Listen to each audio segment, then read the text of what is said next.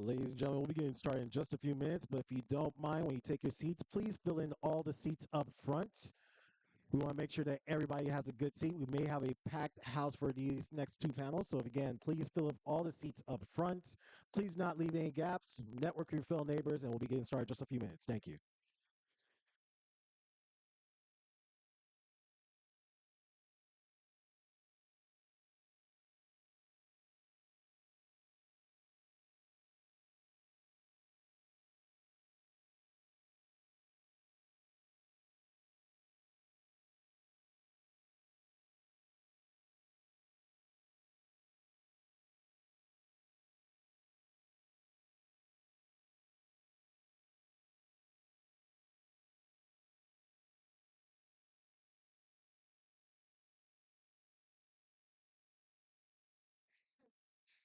Welcome. Thank you so much for coming out.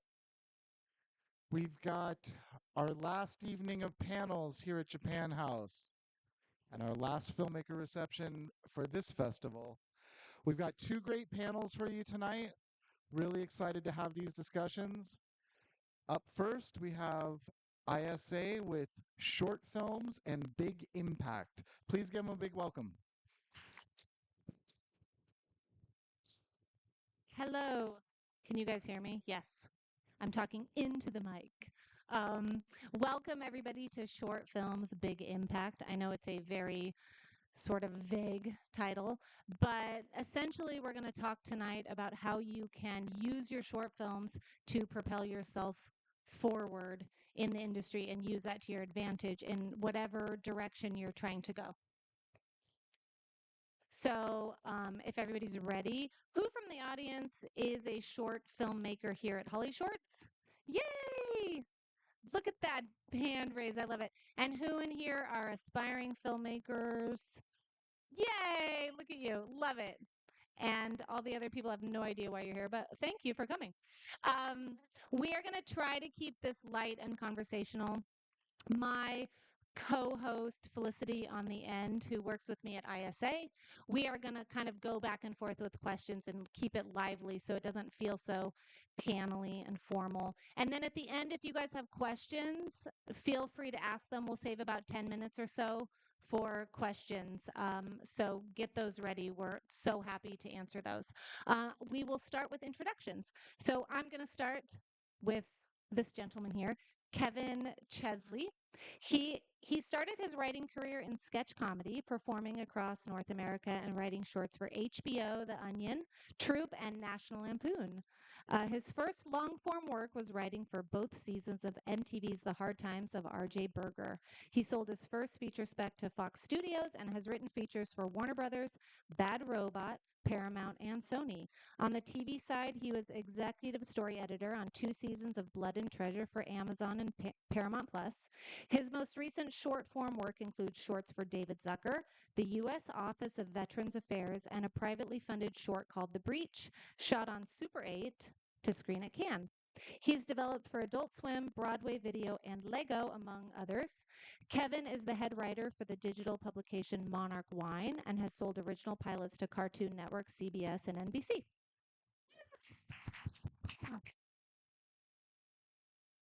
Okay, my turn. Next to me is Benjamin Font, and he is this gentleman here. And he is an award-winning writer-director, named one of ISA's top 25 screenwriters to watch in 2024. That is a big honor, let me just say. His films have premiered at Tribeca, Napa Valley, and Portland Film Festivals and been reviewed favorably in the New York Times and the LA Times. His screenplays have won at the Filmatic Screenplay Competition, placed in the top 10 of Final Draft's Big Break Screenplay Competition, have appeared in the top 10 on the Red List, and are in the top 1% on Coverfly. Woo! He is a bit of a show-off. He is also the author of 10 books, 10 books, including his forthcoming collection, Again and Again, Then the End. Font has completed 3 feature films, including Orion Pictures' Dreamland and the dark holiday comedy Madness Farewell, as well as a number of short films, music videos, and sketches.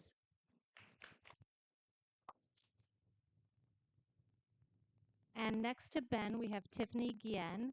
Tiffany is a writer, director, and entrepreneur. She is a DGA Jury Award winner, Emmy nominee, published playwright, Miami Herald Silver Knight winner, Holly Shorts Award winner, and recently listed in Forbes 30 Under 30. A graduate of Barnard College at Columbia University and USC's School of Cinematic Arts, Tiffany has directed numerous projects, including Welcome Back, which is now streaming on HBO Max. Most recently, Tiffany was announced as one of the directors for season 2 of Cross on Amazon Prime. And Tiffany is also the co-founder of Creative X Entertainment, a media company with clients including Netflix, Starbucks, CeraVe, Shondaland, and Hollister, and remains fiercely committed to amplifying underrepresented voices through her upcoming projects.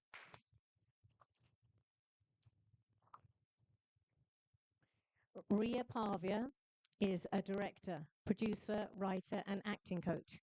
Recently, she directed 2 episodes of TV for Freeform's Grownish and ABC's General Hospital. Her film directorial debut, Second Team, nabbed 16 awards at various prestigious festivals. I don't know whose teeth these are, but can they have them back? Wrapping up at Cannes. Her career in the entertainment industry launched with performing gymnastics in a tampon commercial in the 80s. This stint propelled her into acting in TV commercials, guest spots, and film roles, including recurring roles in Who's the Boss, The Hueys, and the soap opera Santa Barbara. Woo! In the theatre world, Pavia has collaborated with Noah Wyle, Jennifer Aniston, and Mark Ruffalo, directing over 45 plays and musicals. She recently directed her first music video in partnership with TikTok and Apple. Woohoo! And now I'm going to introduce Felicity Wren, who is my co-host, but she is also the VP of Development at ISA and co-VP of Development for Creative Screenwriter Productions. She is an award-winning actor originally from London, if you couldn't tell. She studied all areas of performance for her honors and then master's degrees. She then formed her own production company, Unrestricted View, that runs a comedy and new writing theater in London, now approaching its 25th year, and curates 3 BIFA accredited film festivals annually. Since moving to LA over a decade ago, she has continued acting and producing, writing 5 performance awards, and producing 18 film projects to date. She splits her time between Creative Screenwriter Productions and the management of the ISA development team, working directly with the development slate writers, ISA top 25 screenwriters to watch, like Ben Font, and the ISA community. And Shayna Weber, my other co-host at the end there, is a screenwriter, producer, and director. She's also a creative exec at the ISA. She started out assisting in casting for music videos in the early 2000s, where she would often jump out of the car and ambush cool-looking strangers on the street. After that, Shayna began a 15-year deep dive into human behavior by producing unscripted television for shows including So You Think You Can Dance, Weakest Link, and RuPaul's Drag Race. Shayna produced the award-winning horror comedy Lunch Ladies and then directed its follow-up, A Very Important Film. Under her Rebel Minx banner, she recently co-directed a hybrid documentary short titled Butts, which follows a day in the life of their 3'11" friend Kent, who lives with brittle bone disease. They also just sold a horror feature script, Bruja, that is currently in production. Thank you, everybody, and thank you for the new people who just came in. We are going to dive into the questions now. Okay, so let's start with where everybody is currently. What are you working on now, and what are you most passionate about currently? And let's start with you, Tiffany. Yeah, well, first of all, thank you so much. Super honored to be here with you guys. Yeah, I mean, currently I just wrapped last week production on Cross, the TV show that I'm directing an episode for, and we're currently in post-production. I'm flying out to Canada just to do a quick pickup, so I'm just still in the midst of all of that. But in terms of what I'm passionate about, I mean, I definitely think that dipping my toes into different projects has, kind of always just been the theme of my life. Currently, right now, I'm developing a feature I have my media and creative agency, Creative X Entertainment. So currently, right now, I think really just honing in on just the business, day-to-day business of scaling and really delivering to our clients. And I think between those three things, it's definitely been really fulfilling. And a lot of the passion in those projects really comes down to creating more opportunity in this space, not only in this industry, but across different various industries and, telling stories that really ultimately make the world a better place. So, yeah. Amazing. Sounds like you're taking a real summer break. Just taking it easy this summer. Kevin, what about you?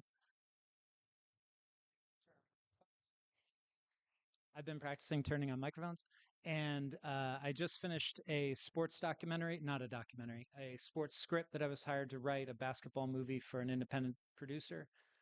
I'm also pitching two different shows, an hour-long live action show that I have written with a writing partner, and also a half-hour animated show that I am pitching with Todd McFarlane. It was really great to meet him and to work with him. And also Shadow Machine and Whip are on that pitch as well. So I'm pitching around town. Yeah, you sound real lazy this summer. So Real lazy. congratulations. I don't think we get summer, do we? I We don't know. really get What it. is summer? What? Ben, what about you? I just finished a short film called Greta for Switchyard Magazine, which is a lit magazine out of the University of Tulsa. So we just wrapped that up and we'll hopefully start to get notifications now or this week about the festival screenings and all that. And I'm also working on getting two feature projects off the ground and so shopping those around. Awesome. And Ria, last but not least, what about you? What are you working on? What are you passionate about right now? Tell you, it's going to seem like I'm a copycat, but I too am working on an animated show that I am the co-producer and creator of, called Fiddle Family Farm, and it's about the only Black-owned farm outside of Chicago. And we're working with the producers of Paw Patrol, so I'm hyped about that. And then I have a pilot that I am currently curating and producing and pitching, a YA project called Reframed, as well as a horror film with ISA's production arm called Spin the Bottle. And it's super yummy. We just did yeah, I said yummy. We just did a film version of a table read, which will serve as a sizzle. And one of our actors is going to provide music for it. She's a Broadway actress from Alanis Morissette's, help me, Jagged Little Pill. Jagged Little Pill. I won't sing. So yeah, as my father used to say, I'm moving without the ball. Oh, I'll get that. That's my ride. Yeah, so all the things. Amazing. Thank you. I love this. It's great to hear that you've got so much on when it's felt that the industry has been very slow, especially after the writers' strike, and then just in general, things have been slow to pick up. So that's wonderful that things are happening and it feels like there's some movement. But I'd like to take you back to the very beginning when you had no money and you didn't know what you wanted to do and you were like, oh my goodness, I need to go and get my voice heard in the world. So what did you do, Ben Font? When I had no money, Well, just in general, Hustling. how did you start? What's the Ben Font origin story, essentially? so before film, I actually wrote books, right? It was mentioned earlier, and I came to LA on a reading tour with a book and decided to transition to film on that trip. I met someone, and he and I decided to make our first feature together. And so that's how I got my start. And then I ended up making my first short film as a director a few years later. And I don't know, we've just been moving ever since. What's the question? So what was wrong with books? I just want to know what was wrong They with were books. lonely. Oh, Yeah, yeah. You wanted a team. I did. Wanted I mean, people. collaboration actually is one of the biggest things that got me into film. That's what I wanted to do, work with people and do it together. I love that. No, it's true. It's a film you cannot do by yourself. Writing, yes. Film, no.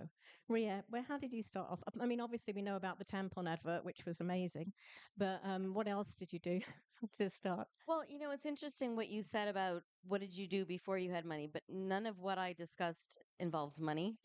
So, no, but honestly, I think it's important to shine a light on all of this is just creating your own content, which is vital. We can all sit around and kind of wait for opportunities to be thrown our way, or we can curate those on our own, which is what I'm doing. So none of it has required money. Yes, time is money, fine, but what does Robin Williams say? You're only given one little spark. Don't lose it. I butchered that. But the point is, like, if you have that gumption of an idea, go with it. Like, just go with it. Write what you know. Write what you're passionate about. So that's what I'm doing. Sort of answering your question, ish. Well, I feel like I do before. I'm still doing the same thing. Yeah. Is what I'm saying. Go you ahead. just got involved in different projects there. You started in one way and now you're I think being able to pivot is definitely part of Fluid. something you have to do. Yes, is remaining fluid. And I'm a little bit type A, but I'm also type E. So like, oh, I wanted this. Oh, got it. Redirection is protection. Okay, cool. We're gonna be over here now, and not being so um, attached to anything really, and just kind of staying fluid. Oh, that didn't work. Cool, but this one is. So I'm staying fluid. I love that. Who doesn't love fluids? We all need them, otherwise you get very dry and Stay thirsty. hydrated. Tiffany, how about you? Yeah, so in terms of how I got my start, I think the money thing was very similar to what Rhea was saying about finding opportunity, but I think that that was something I stumbled upon. I was actually pretty young when I stumbled upon it. I was in high school. I had this bullying experience, and I decided to, go into my counselor's office and be like, I want to write some monologues presented to parents. Fast forward to, I wrote more and more of those. It led into it turning into a play, which then, as I'm in studying, to be in pre-law in college, I get an offer to get that play acquired. And of course, there's a lot of things that happened in between that, but it was definitely something that kind of put a spark in me that planted the idea that I could maybe, I mean, it wasn't a lot of money, but I could make money in theory doing something I loved, but also that could help people. And I decided to make the pivot at the time. Definitely, like, I had written that I was acting in it. I was taking acting classes on the side, thinking I would never really pursue anything in this field. But when I decided to do it, I really made myself. I promised myself that if I were going to do it, it would be two things. One of them, it would be that I would do my best to tell stories that I felt were really needed, but also that I would stick through it all the way to the end, because I realized, especially in the directing capacity, that me being there was one more number, and it was a game of numbers, right? And it's still a game of numbers. And that no matter how discouraged it was going to feel, and I knew it was going to be hard, that staying in it was going to be part of the game. And so throughout, I think, time, I really have realized that the creating your own opportunity really has been the secret, because no one, especially at the beginning, I mean, I was told flat out that it was probably not likely that I was going to, I have some crazy stories of just straight up being told, like, it's not going to happen for you. And I think just green lighting myself as opposed to waiting for someone to give me that yes has been really the key to accelerating and making things happen a lot faster. And so I think and that's something I did, again, starting off with that play that I did as a high schooler, not really knowing that I was doing that. That same principle, I think, applies to today. I think that's super powerful, though, before we get to Kevin talking about it's just having that confidence to continue moving forward. I think that's something that all filmmakers inherently have. It's like you just keep going. And some don't, but the ones that make it are the ones who keep going. And no matter what happens to you, you just are like, all right, well, I pivot and I do this. And now I'm going to change here. I'm going to do this. And I think that's so powerful to remember that you're not alone in that space of feeling like sometimes you're like, oh no, now I'm at the, what am I going to do? And you just keep going. I think that's so amazing. I really like the phrase green light yourself. I think everyone should green light themselves all Love the that. time. I'm now using that. Thank you, Tiffany. Stealing. Yes. Yeah, that's it. Well, thank you, Tiffany. So don't forget that. We should probably put it somewhere so you remember, like above your computer or something, so you remember to do it. Yes, because you're worth it. You're worth it. And Kevin, and obviously you like onions. You worked at the Onion. Yeah. So I sold the script to The Onion. Yeah, I do sorry, also yeah. like onions, but it's not related. I drove out here in a very tiny car right out of college and started writing and performing sketch comedy here at IO when it was still here and UCB, HBO Workspace, and some of the places around town. We were performing it live because we didn't know how to shoot it yet. And we learned how to shoot it. And we didn't know we were making short films at the time. We thought we were just shooting our sketches. I mean, we had heard of short films, but we were making our comedy sketches. Those turned out good enough that they got some attention from MTV. A couple of us started to write long form things, write sitcom specs and feature scripts. I got a job as an assistant for a feature screenwriter, which is not easy to get. And I worked for him for a few years. And that's really where I cut my teeth and learned about structure and formatting and making a feature script. So that turned into MTV. I worked on Hard Times of RJ Berger for a couple seasons and started to learn sitcoms more out of that. That's how I got my WGA card. That's how I got my representation.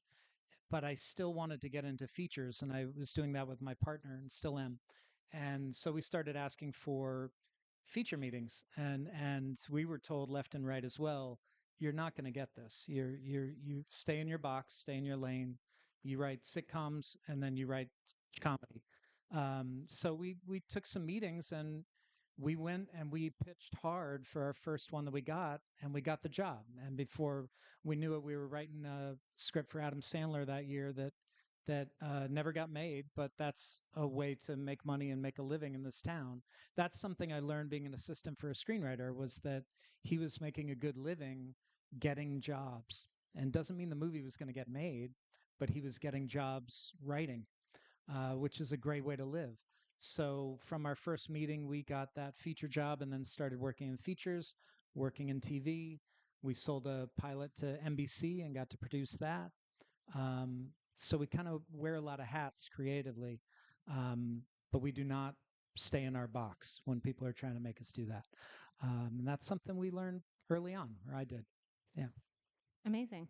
Let's talk about, since this is a Holly Shorts Festival, can you all talk about your first short film, what the purpose of that was, if you had a purpose when you were making it, if it was a proof of concept, if you were using it, to just go out to festivals, if it was for fun, and then how you raised the money for that, and maybe what happened with that short film. Ria, do you want to start since you're looking right at me? Yes, I do. Okay, so why did I create Second Team? I was working as an acting slash dialogue coach on a show called Grownish, which is a spinoff of Blackish, or was past tense because we just got canceled after 6 years. Wah, wah. But about 3 seasons in, the executive producer, Kenya Barris, looked at me and said, "You should be directing the show, not acting coaching." And I said, "Yes, sir, you're right." He said, "Go make a short film. And if you do it right, you'll get an episode." Cool, cool. So that was 2008, no, 19 is when he said this to me. And, I'll send you guys all co-pays for this, but I was in the middle of a divorce. Hi. And I was like, okay, I'm just going to do it. I'm just going to I'm just going to do it. I was like, I'm going to sell my house. I'm going to use that to some of it for my down payment, not down payment, but like to start the funding for the film. And then what I did was I used Indiegogo as well. So I did some fundraising for that. And a lot of people came through. You guys, here's the thing. So many people surprised me, like people I hadn't seen in 10, 15 years, $25 here, $50 there. Like all of a sudden I was funded. Hi. And then I got cold feet and I almost found excuses to wait a year. Oh, I should probably wait a year. It's just not the right time. And then a camera operator on Grownish who championed me for whatever reason said, "I'm going to DP it and we're doing it in 2 months." I was like, Yay for yes, that we person. are. What's that? Yay for that person. His name is Robert Arnold, and he ended up DPing my short. And we just jumped in and we did it in November of 2019. And by the way, do we all know what happened a few months later? The world shut down. So if I hadn't done it then, I don't know when I would have done it. And the cool thing is we wrapped right before the ick, I call it the ick, happened. Um, and off we went into the festival circuit, which was very different than it is now because everything ended up online because of stupid COVID. But the cool thing is, we, whatever, we got into all the festivals. And what it did for me is not only did it set me up for success with my, per your question, to get an episode of the show, which I did. Took me a few years. I'm going to tell you that really quickly. But in the meantime, it also repped me with a great manager, repped me up, and an agent that then set me up for success for the general meetings, which got me another episode of television. Like it all happened. And so part of it for me,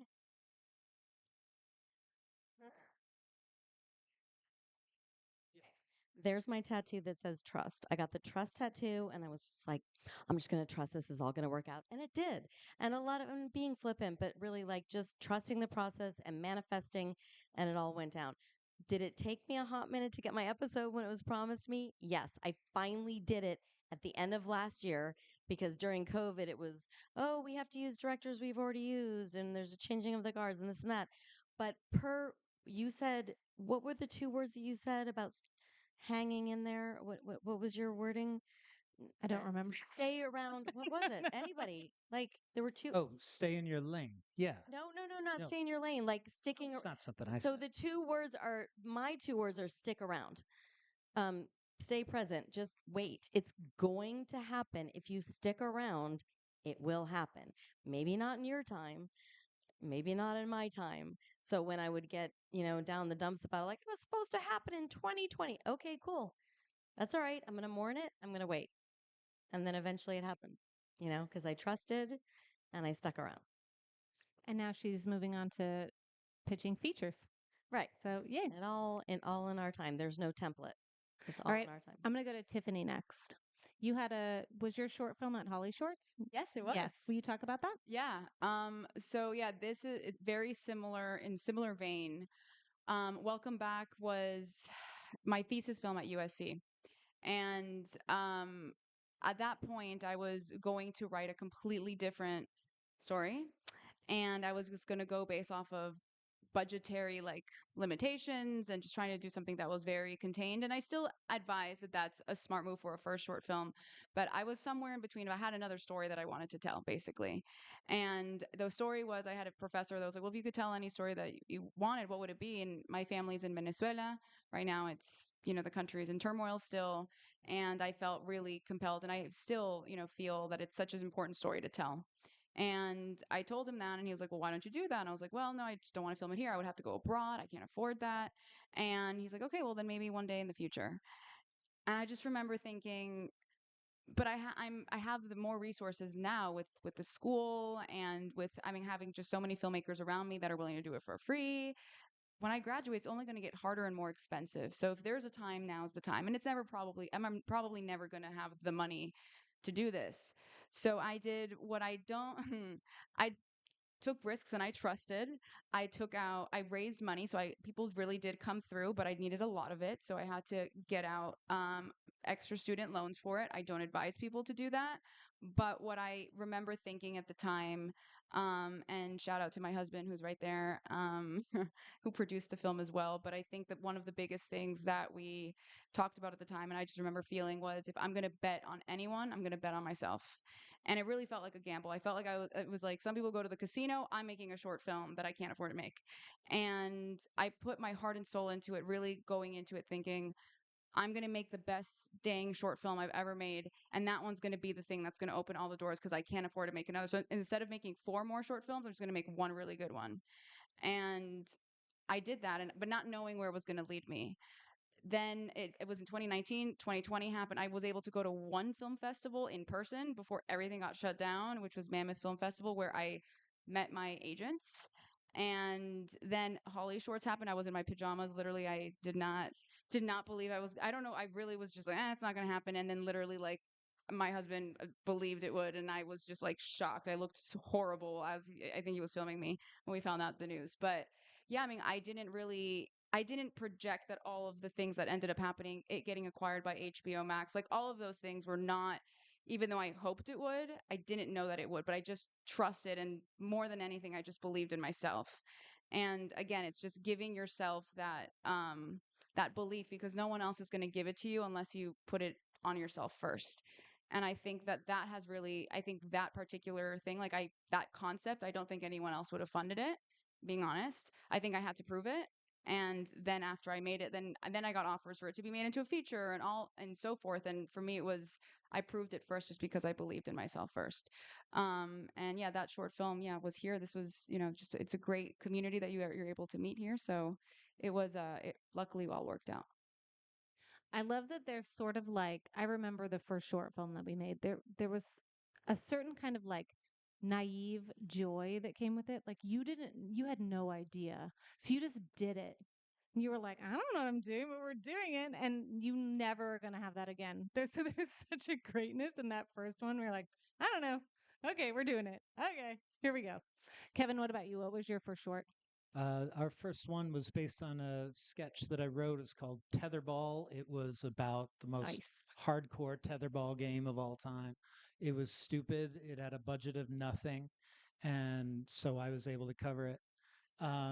We snuck into some school playground and we shot it for a day, um, but it was good enough. And the director of it is also now very successful in the industry, and some of us have gone on to be screenwriters and actors and all sorts of things. So it did its job at the time, and we just thought we were mucking around on a Saturday, but it was enough, and it's still funny.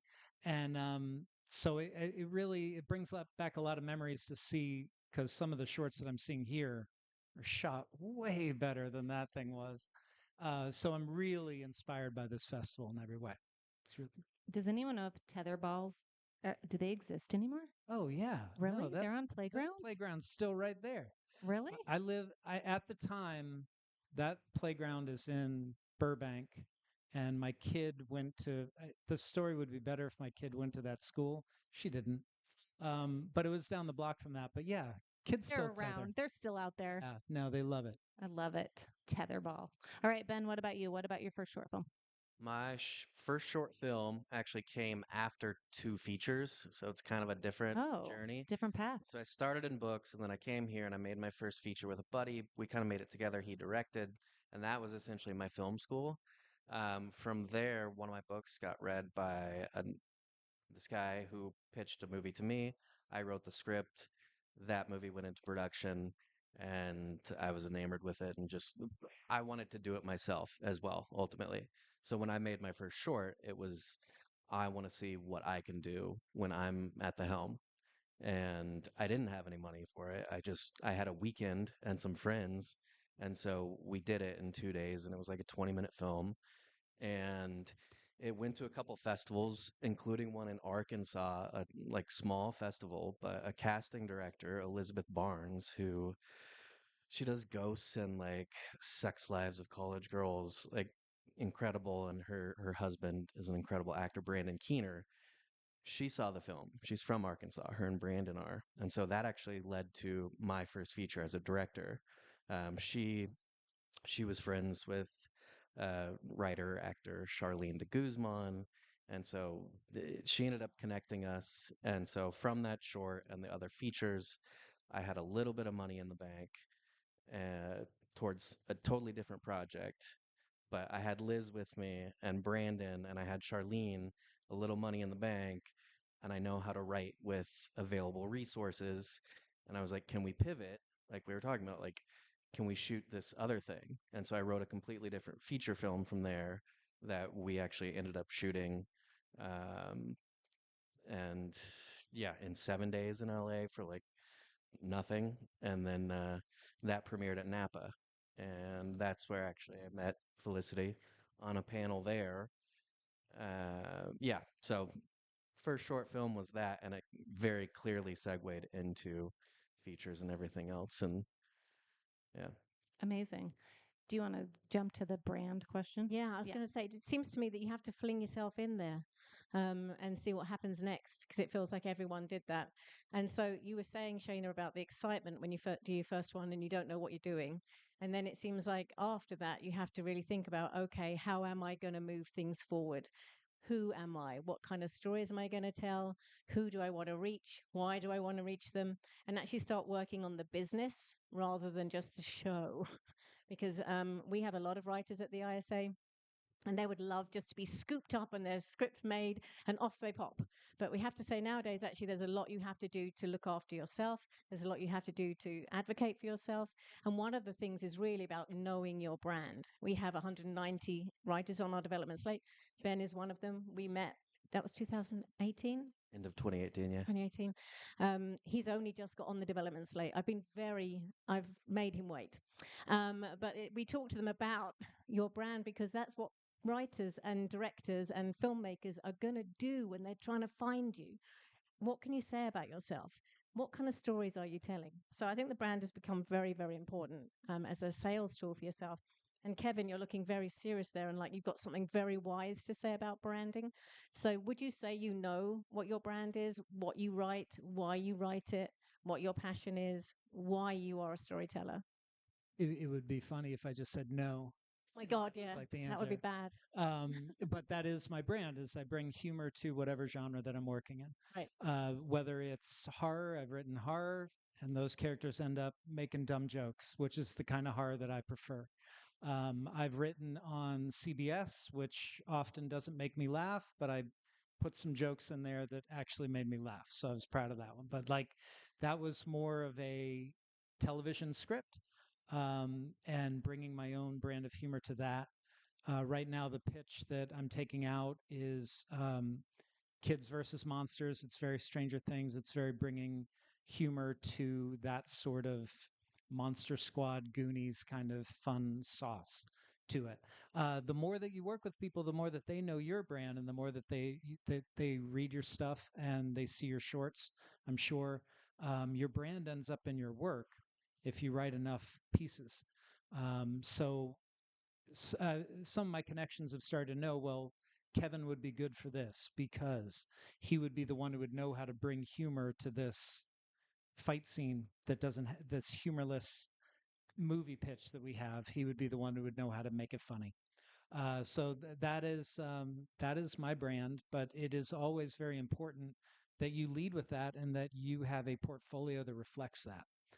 So if you're looking at what you wrote last and you're like, I want to get involved in more superhero stuff, or I want to get involved in more indie stuff, your next sample should reflect that.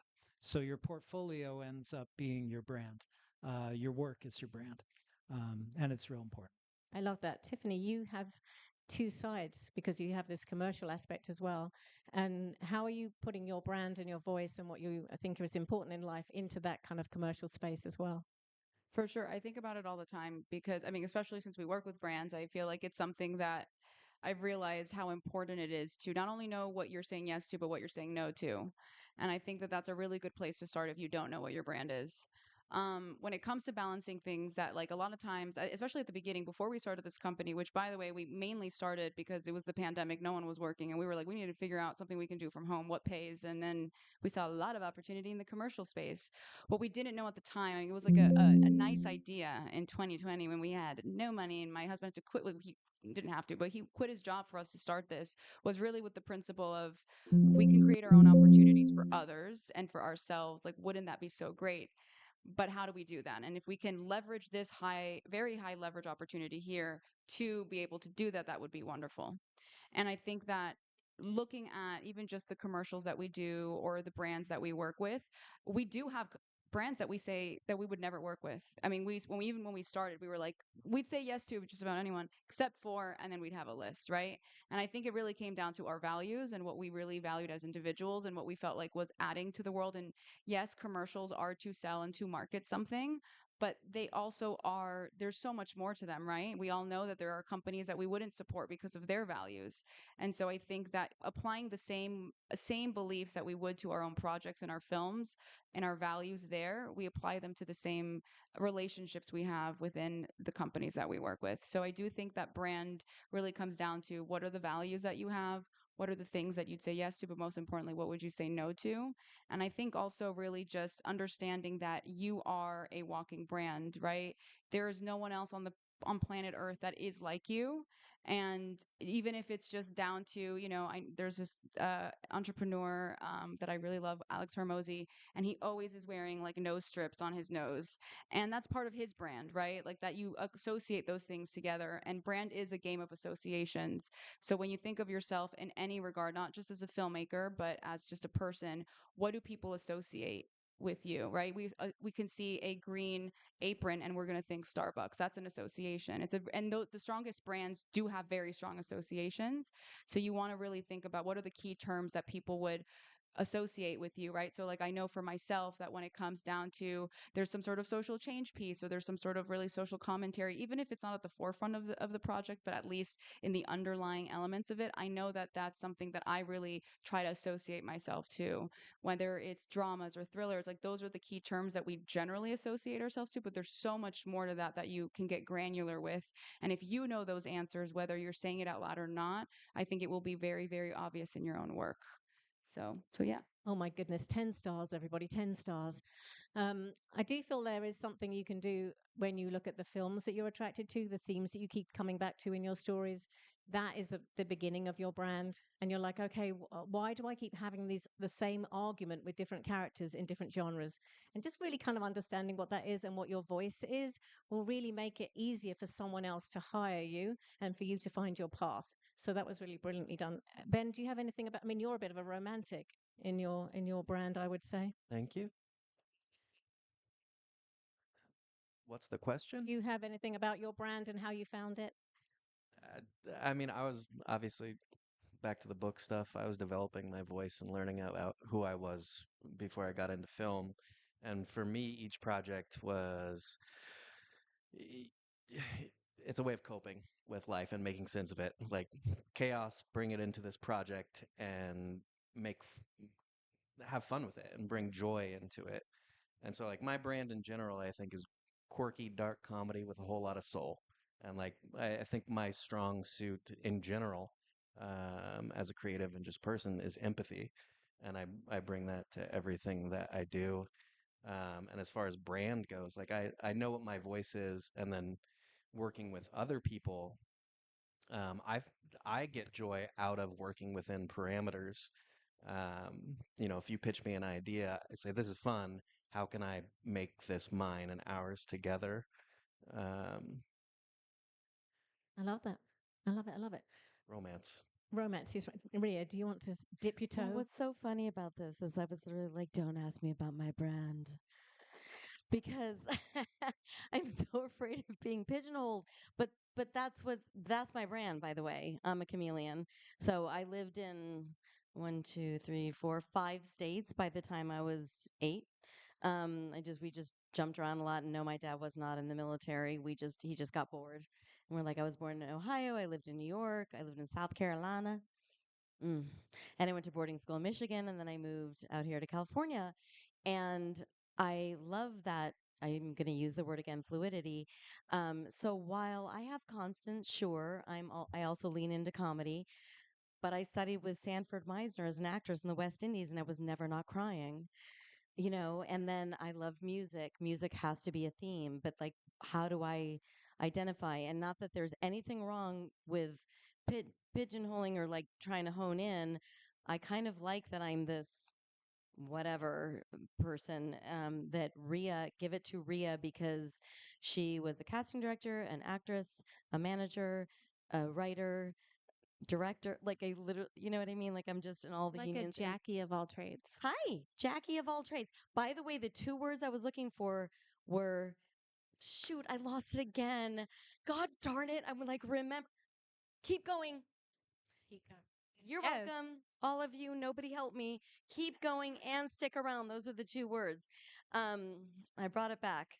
And I also, not to change the subject, but I would like to say that Holly Shorts is the first festival that Second Team was accepted into.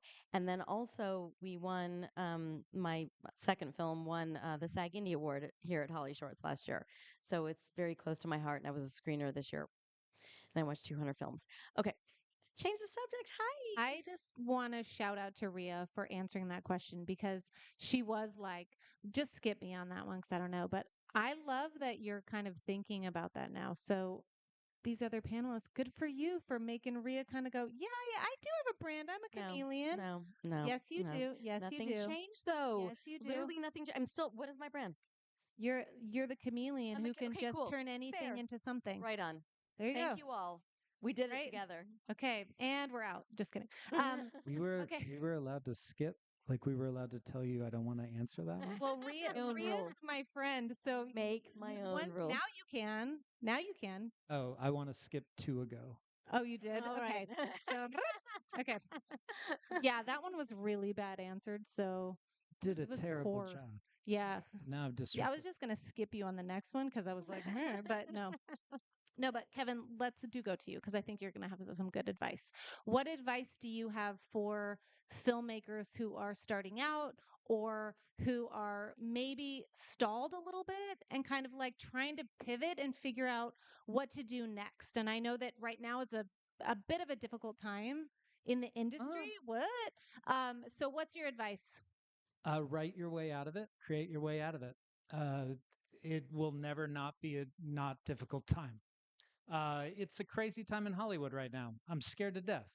But you have to make your own work. You have to create your own ideas. And my real advice, whenever I'm talking to somebody just getting into it, is finish your stuff. Because you know what it is to just, and I would use a worse word than that, but this is a family panel, right?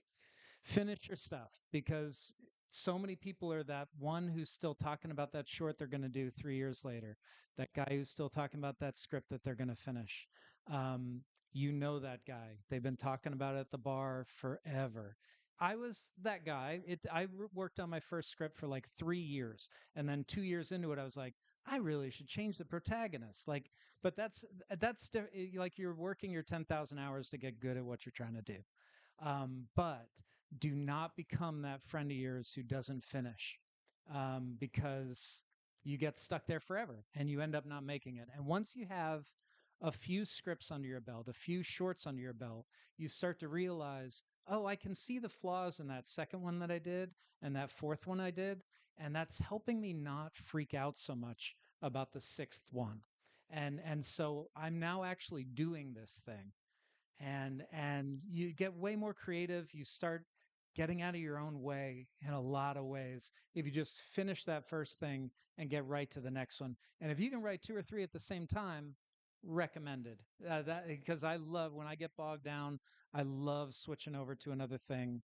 I recommend that a lot, but just be a finisher, like in all ways. I feel attacked because I have a script that's been like sitting there for a long wanted to time ask that I need to about- finish. So thanks so much. Everything doesn't have to be finished all the time. No, but it does. It's really staring at me with like two evil eyes, like, finish me, you. Do it. I'm going to. Yeah. Okay. We're gonna get to some we have a few minutes left. I want to get advice from anybody else, but just so we know, does anyone have questions in the audience they want to ask? Okay, one or two questions. Okay. So does anyone else on the panel have some good advice that they want to share to filmmakers or yes, Ria? So just like to say it's okay to give yourself grace. This is for myself too. It's okay not to always be creating.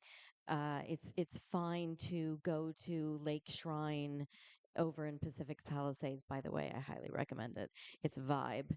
Like it's this Buddhist temple, but it's all the religions, and you just walk around, and you see the goose and the things, and you're just like, does all of this really matter? And just to like give yourself a break. It's okay.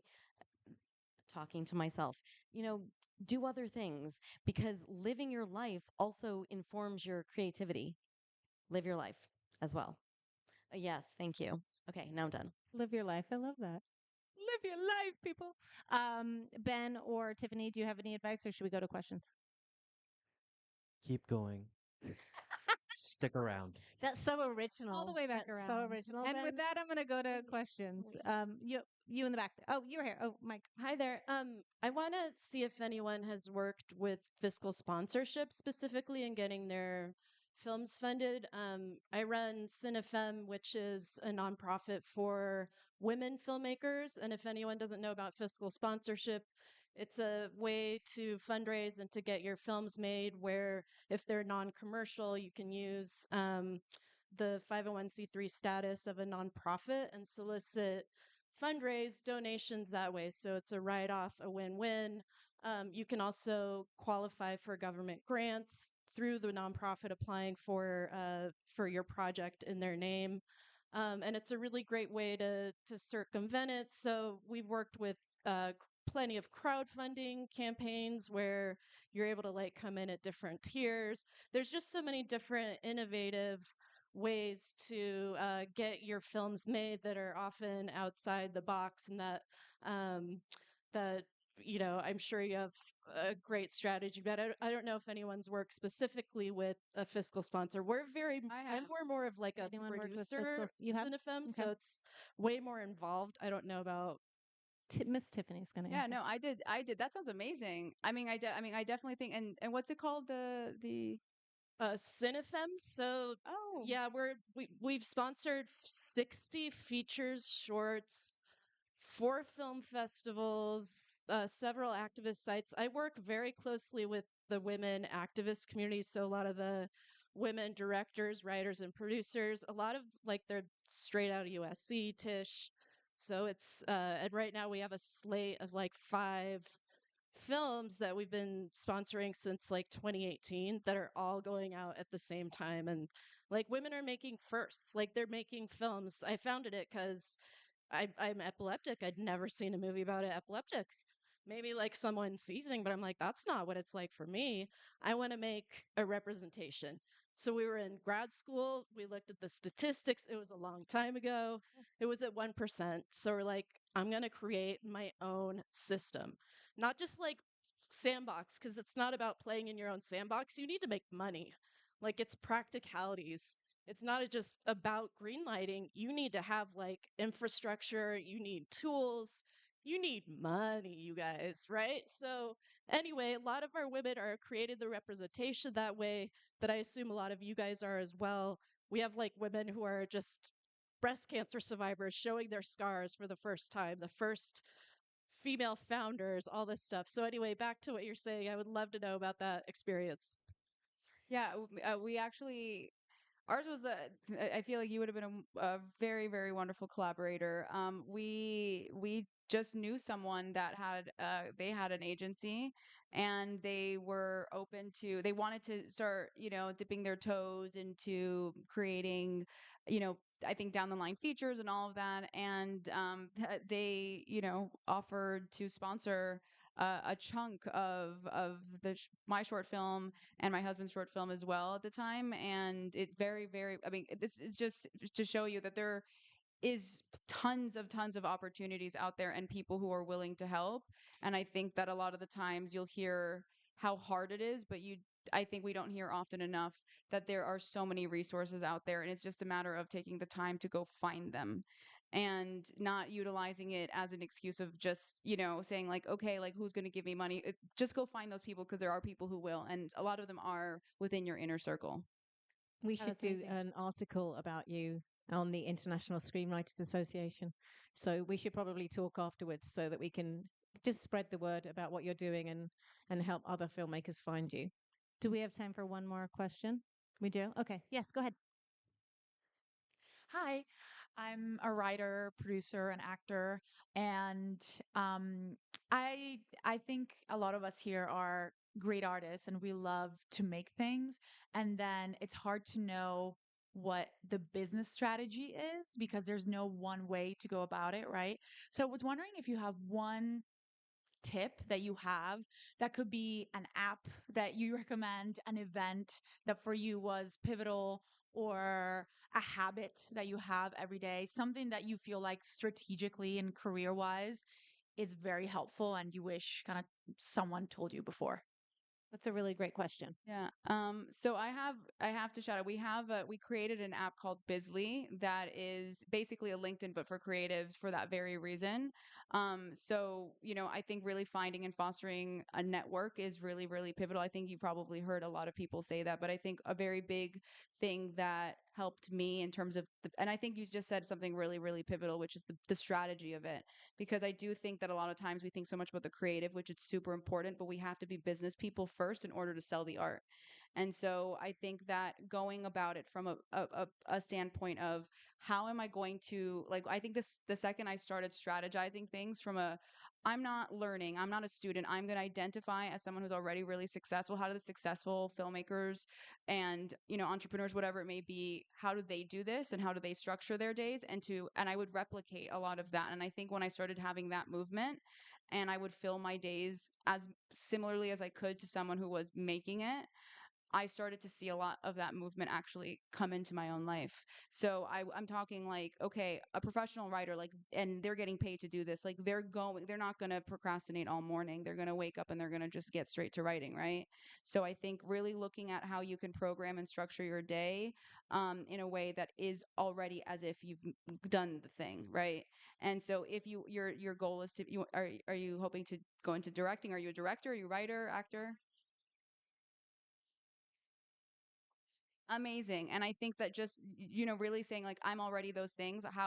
What does my dream day look like? And I would just constantly be like, I want to be in my trailer, literally, you know, in between, you know, in my lunch break, in between, you know, meetings, talking about things that are going on in the business while I'm on set, really pivoting really quickly, and then going back to set and calling action again. And I think I thought that that would be 10, 20 years from now. And literally, like, just this, you know, just doing this show. I mean, I had so many of those moments. And I think a lot of that came from, I'm not going to wait for that. I'm going to start replicating it. So I would start creating my own content that would allow me to do that. I created a space and a company that I really wanted to create that would create opportunity for myself. So structure your day, look at how you can replicate every single element of what you want in the future and just apply it now. And I promise you, like, it's going to move a lot faster. It's going to be hard, but it's going to move a lot faster when you're already in that mindset. That's such great advice that I'm literally taking myself. I'm going to tomorrow, like, yes, let me structure my day like I'm already there. I love it. That's such good advice. Thank you so much. Thank you to our entire panel for being here tonight. It felt very fast, this panel. So we didn't get to a couple questions, but I'm sure you can ask them mingling after. But thank you all so much for being here and taking time out of your very busy schedules. And thank you, Holly Shorts. Thank you. We do have one of our ISA Development Slate writers short film in the next block, Oliver Warren. So if you are going to see the next block of films, then the last one, what's it called, Shayna? The last one, anyway, in that next block is Oliver Warren's film.